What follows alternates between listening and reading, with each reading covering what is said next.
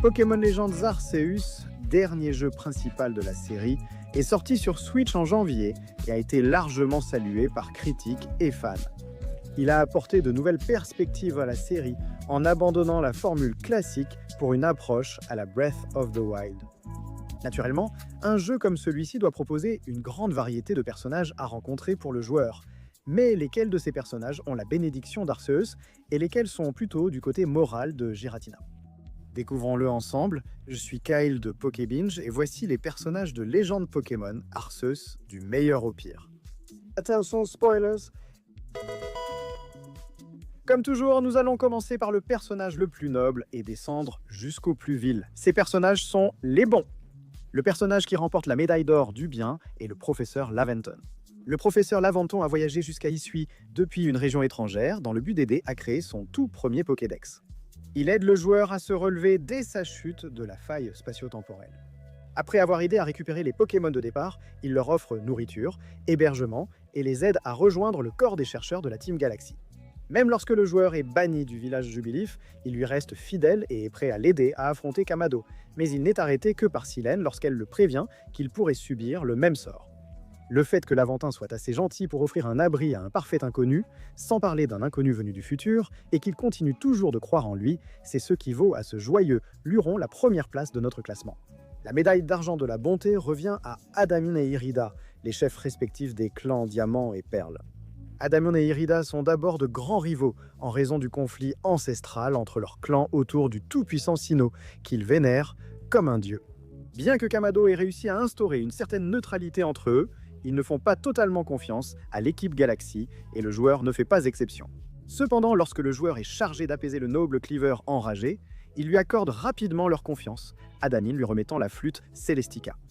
Tout au long du jeu, on voit que les deux font preuve de leadership, traitent leur clan comme une famille et les amènent à faire confiance aux joueurs ainsi qu'aux clans opposés pour résoudre leurs différends.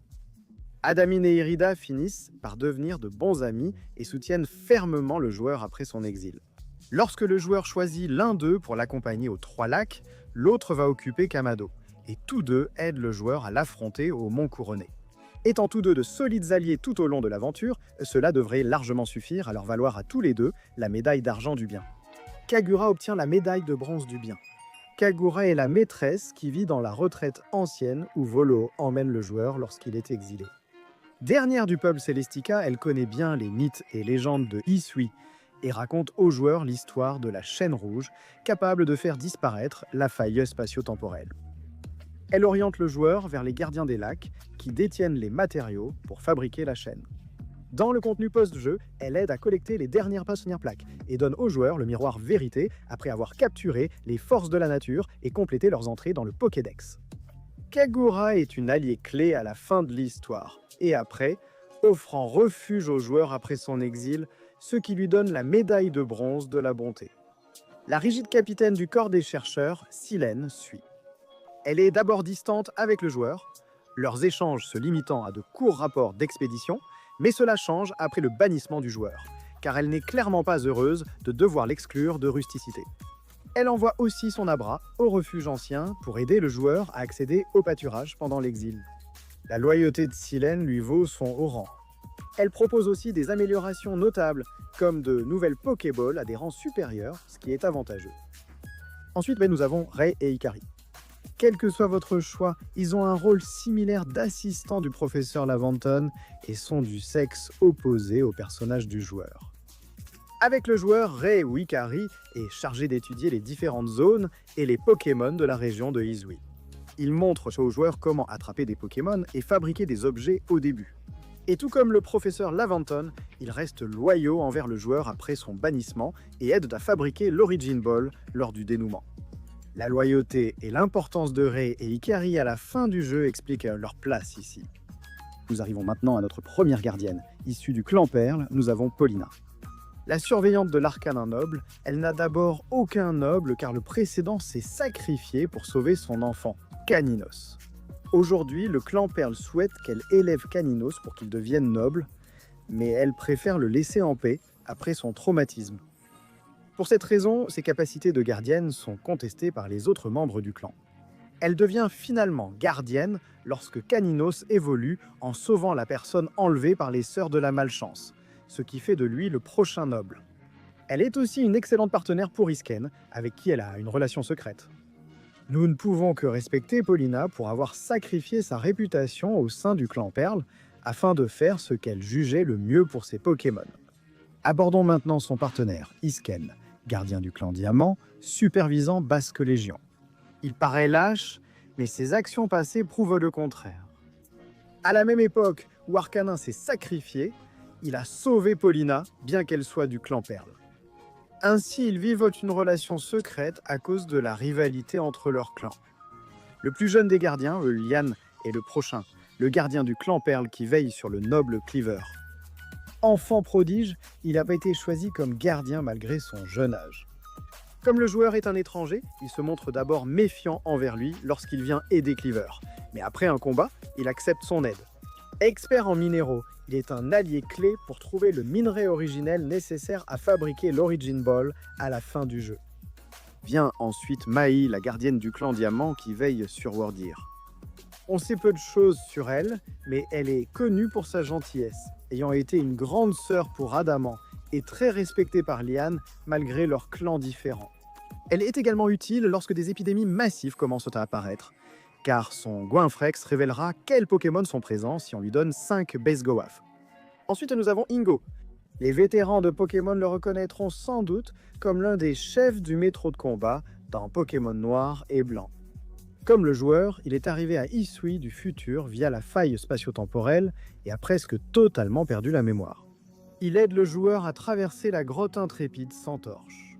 Après le jeu, il propose les combats du chemin de la solitude et permet d'affronter la plupart des personnages. De gardien du clan Perle à gardien, la suivante est Calaba. Gardienne d'Ursaluna, elle est d'abord froide envers le joueur, mais s'ouvre après qu'il récupère les fragments du mur auprès des Sœurs de la Malchance. Elle accepte de soigner la cheville foulée d'Arazu avec ses remèdes, malgré leurs clans différents, un geste humble et bienveillant. Passons à Sabi. Sabi est le gardien du clan Diamant qui veille sur Guerriègle. On voit rarement Sabi, mais elle force le joueur à la suivre dans la toundra d'Albâtre jusqu'au temple Frimapic, tout en permettant d'obtenir Guerriègle. Elle affronte le joueur en 3 contre 1 avec des Pokémon de haut niveau et des attaques puissantes. En plus, elle force le joueur à affronter Guerriègle pour l'obtenir. Tous ces obstacles peuvent devenir assez agaçants.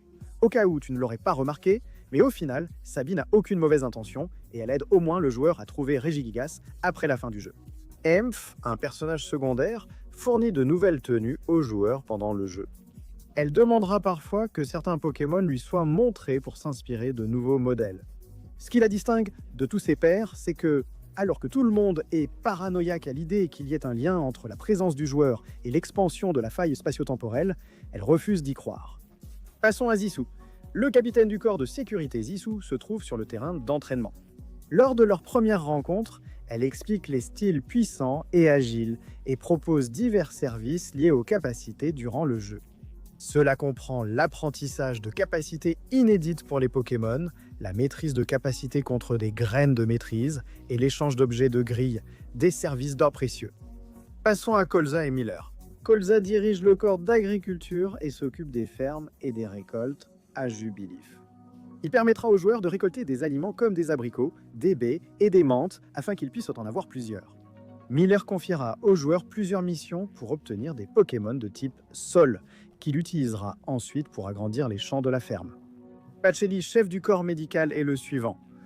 On ne sait pas grand-chose à son sujet, mais elle veille sur les autres membres de l'équipe Galaxy en ce qui concerne leurs besoins médicaux. Par exemple, elle utilise le poison d'un Cradopo pour aider à soigner le mal de dos d'un patient après que le joueur lui en ait apporté un à la suite d'une requête. Un peu comme une infirmière Joël, mais pour les humains. Passons à Sanqua, à part le fait qu'elle soit la chef du corps de construction, on ne sait pas grand-chose d'autre à son sujet non plus. Cependant, on comprend qu'elle a bon cœur lorsqu'on apprend qu'elle a recueilli et soigné un Pichou blessé jusqu'à sa guérison. Ginter, chef de la guilde Jinko, arrive ensuite. Il vend des objets rares et aux joueurs, comme des gâteaux au miel, des rappels max, des Pokéballs et des objets d'évolution. Cependant, tous ces objets, les plus rares et précieux, sont les mécanismes permettant de changer la forme de Rotom. Ensuite, alias Zik et Wanda. Zik et Wanda sont un frère et une sœur qui font partie du corps de sécurité. Dans chaque grande zone du jeu, Wanda se perd et Zik demande aux joueurs de la retrouver, faisant sentir son mouchoir à Ursulina pour apprendre son odeur. Lorsque Wanda se perd dans les terres de glace d'Albâtre, Zik part la chercher seul. Wanda retrouve ensuite le village et aide son frère et le joueur à sortir d'une caverne. Ces deux-là veillent l'un sur l'autre, une qualité importante qui permet d'aider les autres si besoin.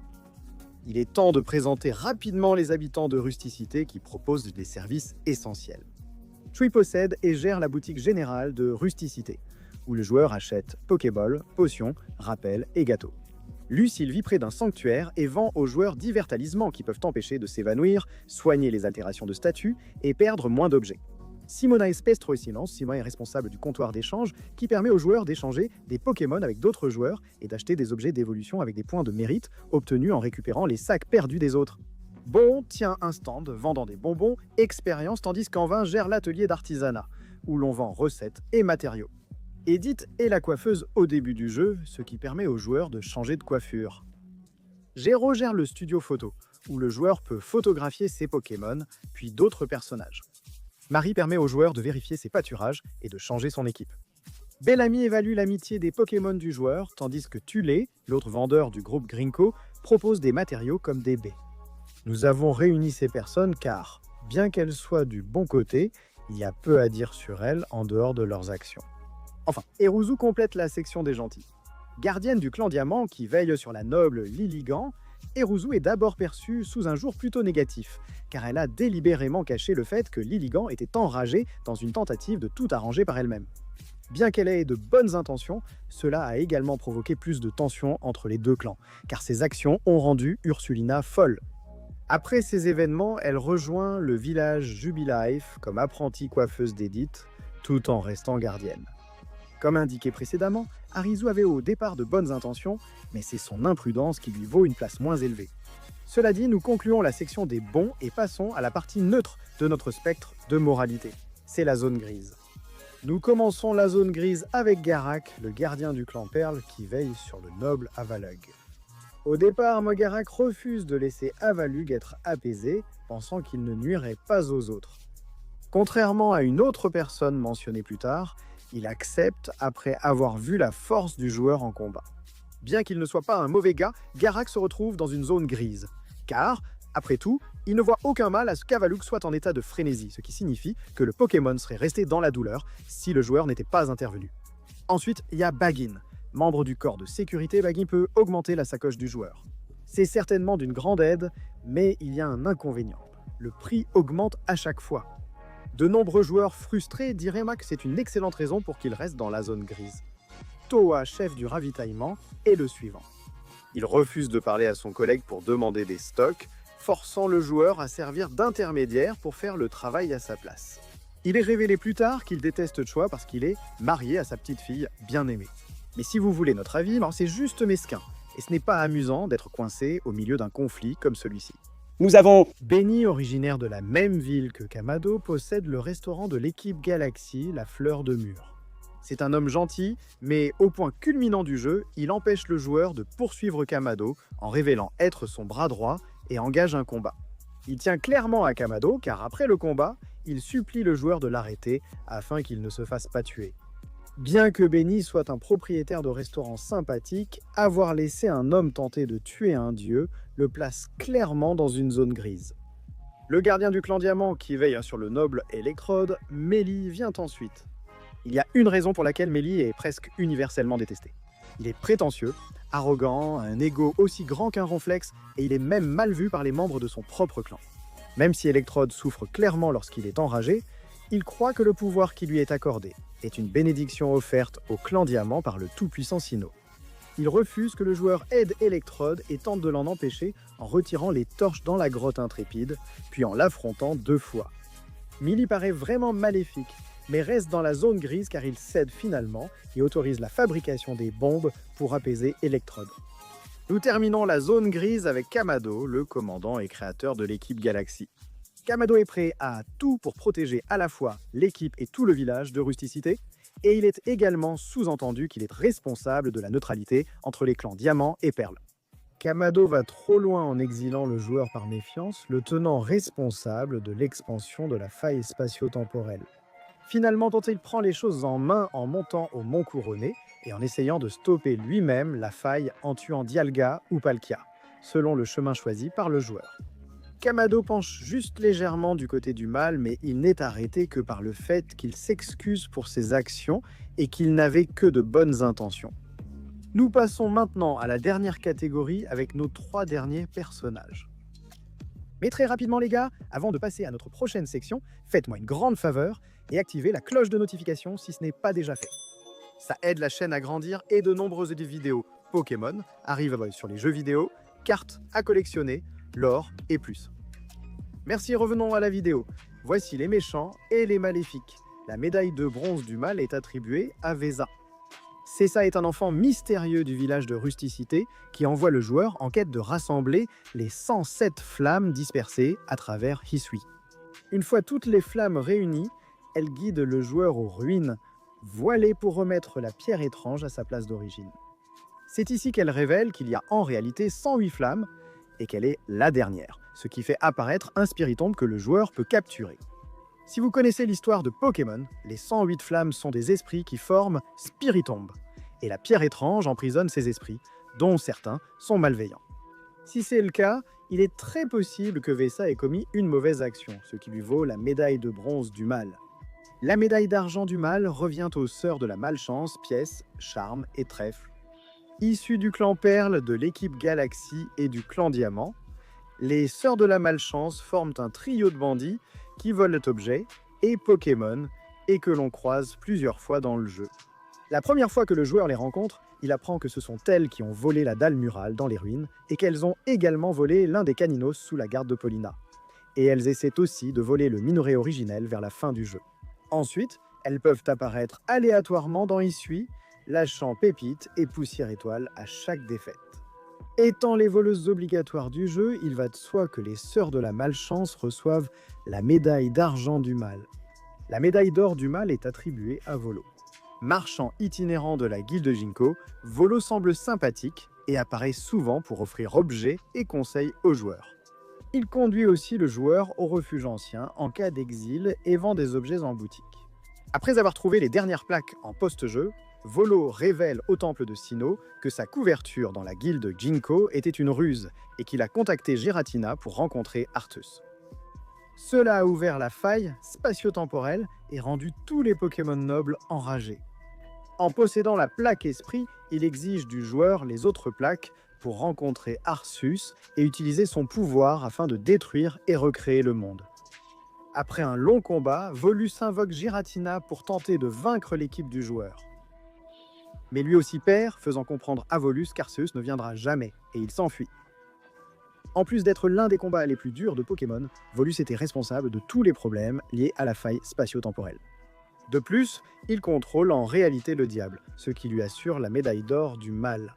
Et maintenant que notre spectre de moralité est terminé, finissons en beauté en décernant quelques médailles du pêcheur. La médaille de la gourmandise revient à Mai. Son partenaire est Goinfrex, qui est l'incarnation même de ce péché. La médaille de l'orgueil ira à Mélie. Il a une si haute opinion de lui-même qu'il pense avoir le droit de parler de lui à la 3e personne la plupart du temps.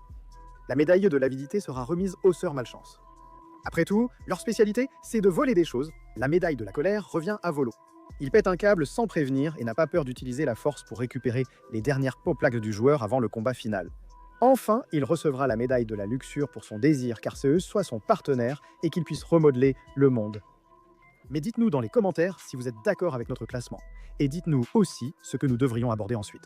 N'oubliez pas d'activer la cloche de notification pour pouvoir regarder en rafale nos vidéos Pokémon dès qu'elles sont mises en ligne.